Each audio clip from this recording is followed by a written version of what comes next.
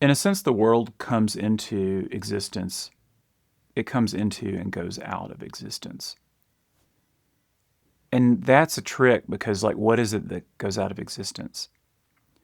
It's like a mirage. It's neither real nor unreal.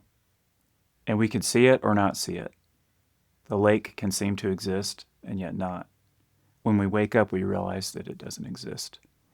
But it does exist in a certain way that has to do with the nature of illusion. Like if a magician performs an illusion, it looks real until you find out the trick. And then you see it and you realize you were duped. And it's kind of fun. You realize it's all good natured, it's entertainment.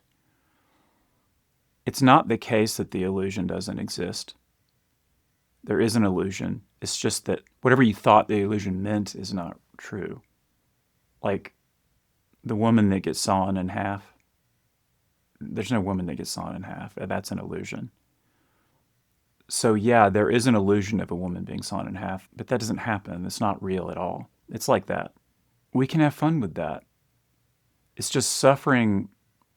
Suffering is a problem because we know what it's like to suffer and it pierces our heart. When we love, we strive to remove suffering from our loved ones. We try to help them. It's very powerful. It's just when that love extends to all beings everywhere, it's just beautiful. And we take on these forms and we help each other, and it's not a problem. We go through it, this embodied existence, and yet not. It's neither real nor unreal. I think sometimes people hear about duality being an illusion and think, oh, this I'm not real, and so I'm going to like shut it all down. It's not that. It's seeing the truth of it. Like the illusionist, the magician. Magicians are really illusionists, sleight of hand and so on. If you inquire enough and find out what the trick is, you just see what was there the whole time and yet appeared as something else. And it's not a problem. If you saw the woman being sawn in half and you said this is an illusion and you somehow shut your eyes and your ears and your mind to that whole experience, it would be a kind of dissociation, and you get up and leave the theater and you're just obsessed with this idea that it's not true or not real. And yet the thing that's not true or not real hasn't been investigated. It's a relief to see the truth of something like that. You're like, oh, the woman was not sawn in half. There wasn't a woman that was sawn in half. Nothing was harmed. That didn't even happen. There's a relief in it, a joy in it, a freedom in it. It's not the same as this shutting down or denial. It's very different. If a war is going on, we can see the suffering of that. Thousands of people being bombed or something. We cringe at that. It hurts because we know what it's like to suffer. If we say that suffering and the basis of suffering is rooted in an illusion, the whole point of that is to reflect and, in a sense, ask yourself, how am I contributing to that? The root of suffering is an ego, which is an attachment to a false sense of self that causes all of that, causes all the wars. And what we call life is a kind of collective hallucination. So even if you wake up fully, you see that it's not real, and yet there is a sense that there are others who have not awakened yet and are destroying themselves and others, and that's why we're hanging around and teaching these things so people can reflect, self-reflect. It's kind of the last thing that people want to do is think, oh, wait, I'm causing that. Who am I? How does that work? We're attaching to a false sense of self, and then we do everything we can to defend that. And collectively, it manifests as war and violence. So to do your part in that is to wake up, and you stop contributing to the wars. That's really the answer, but it's not a mental shutting out of violence or becoming unfeeling, unresponsive. Like, oh, that's not real. That war that's going on is not real. and people aren't real, and I create this unfeeling zone between myself and the experience, and basically dissociate from it. And it's very flat. It's not happy. It's a shutting down, and it shuts down compassion. It shuts down real awareness, real understanding, real freedom. If we're going to destroy suffering, all the signs really just point right here.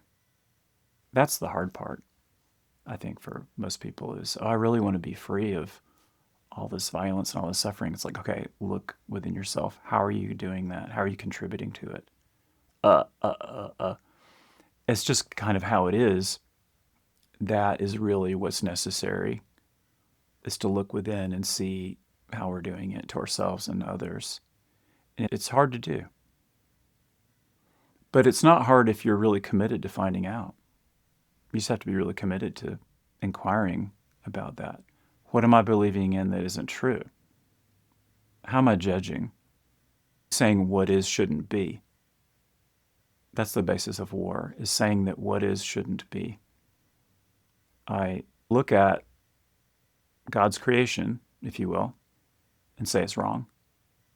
And that activity of saying it's wrong is the very thing that makes it appear wrong. We're doing it. We're collectively doing it. It's like a mad hallucination. The good news is you don't have to change anyone else to end it. Just look within. Because once you satisfy that for yourself and are free of it, you're free of it. And then you allow this vehicle, the person, the jiva, the individual, to be used. It's empty. Just like the wine chalice. It's empty so that you can put something into it. It's that wine, that blissful connection we can have with others through what we would call being, that oneness that doesn't judge. It can happen anywhere, anytime. That's the solution to war. It's just, it has to be done individually. Usually what we do is we don't want to correct ourselves, and so we project our own fear and insecurity onto the world and try to fix it out there. And it doesn't work because it's being caused in here. So this work is about getting to the root cause of suffering and ending it. We always think that sounds great until it starts coming for us. And we realize, oh, that's the whole point of this thing. Look in the mirror and see, what am I doing? Who am I? That's the answer. We have to face all of that. The commitment to discovering truth at all costs is what gets you there. Even when you're terrified, even when you don't want to see it, even when it's painful and awkward, to see yourself like that, to be exposed in a sense, because that's what has to happen. Eckhart Tolle was suicidally depressive, and he woke up spontaneously. He inquired into that false self because he kind of had to. It was too painful not to. It was like a perfect storm of awareness and pain where like, oh, I can no longer live with myself. Well, who am I and what's the self I can't live with? Are there two of me? Maybe one of them isn't real. And that false self just completely dissolved. When that happens, there's no world either. The self and world arise simultaneously. The dualism of self and other arise together. They're part of the same illusion.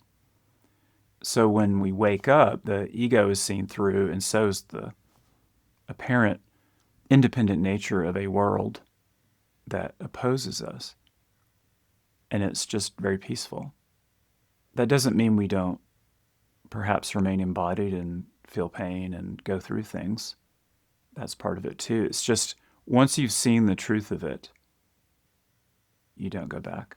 Once you're liberated, you're done. And yet, who is done? You know? The answer to that, like, what is that? How do I realize that? How do I do this? Inquire into yourself. Who am I? What is true? What is real?